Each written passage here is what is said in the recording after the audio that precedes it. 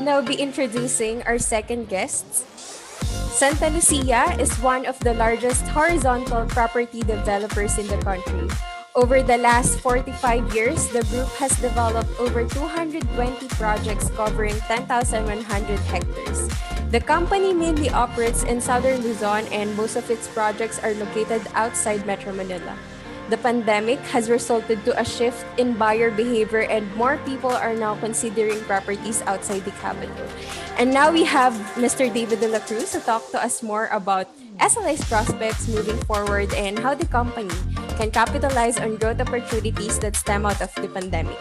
Mr. De La Cruz served as a Vice President and Chief Financial Officer of Atlas Consolidated Mining and Development Corp., as a VP of Corporate Credit Risk Management BDO ACD Corporate Partners, Vice President, Head of Sales of Amstel Securities Philippines Inc., Senior Manager Investment Banking for Deutsche Morgan Grenfell Hong Kong Limited, Acting General Manager and Marketing Head for UBP Securities, Manager Investment Banking for UBP Capital Corporation, and Senior Auditor for SGV & Co. Mr. De La Cruz holds a bachelor's degree in economics and BSc Accounting in De La Salle University, Master's in Business Administration from De La Salle University, and a management program on M&A in Stanford University. To give us an overview and prospects of SLI, let's give a warm welcome to Mr. David De La Cruz.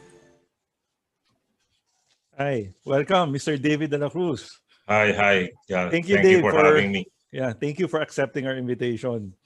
Okay, my first question to you, Dave, and I want to be direct. We all know we are in the pandemic right now. Has the pandemic affected your golf game?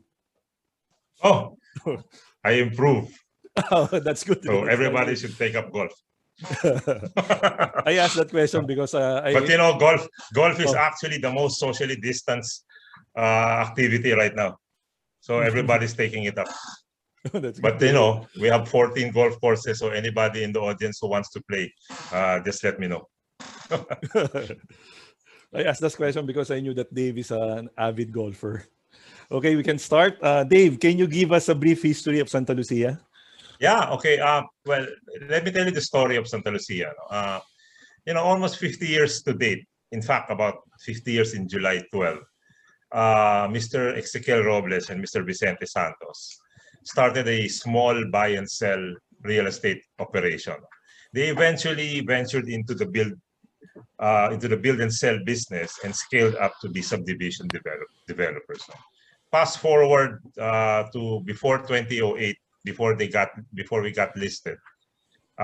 They started with a minimum equity and virtually no land. But they have since developed over 10,000 hectares of land, over 220 subdivisions, over 14 golf courses with one major mall intact. Assets were acquired indirectly through joint venture arrangements, while funding was sourced internally with a combination of reselling proceeds and favorable working capital arrangements with suppliers. This allowed them to build what they have built without major external debt or equity financing.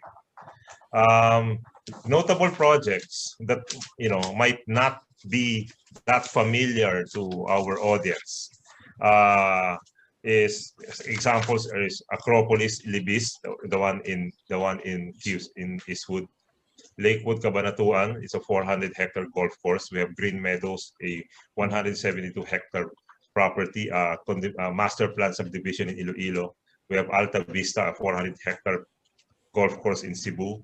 Royal Tagaytay has a 9-hole golf course. Greenwoods Executive, which cuts across Pasig, Cainta, and Taytay, that's 500 hectares. Eagle Ridge Golf and Country Club, the only one that has 4 golf courses here in the country. Colinas Verdes, the Orchard Country Club, Splendido, and the list goes on and on.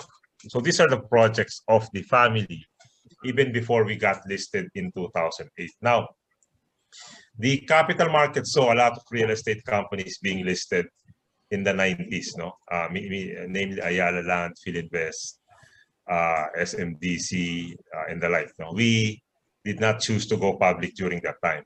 But in 2008, the family finally decided to go public by acquiring a dormant listed company called Sipora. and converted that into Santa Lucia Land. No? So the company started with 10 billion worth of assets and 10 billion worth of equity. That was in about 2007, right before the Asian financial crisis. Now, as you know, when the Asian financial crisis came in full blow in 2008, the world came to a halt. So Yes. we were not able to raise some money in the capital markets. No? So what we did, we just beefed up our balance sheet with debt, no? Because with a 10 billion asset and 10 billion equity, obviously the balance sheet is not optimized. No? So what we did since 2015, we raised over from 2015 to 2020, we raised over 20 billion in long-term debt, and about 5 billion in short-term debt. So what happened was our income just went up from 550 million in 2014 to about 1.7 billion in 2020, while our assets grew from 17 billion to 46 billion. So we were able to increase our number of bankers from 2 to 8, and we were able to elevate our status, no, from a unsecured borrower, from a secured borrower to an unsecured borrower.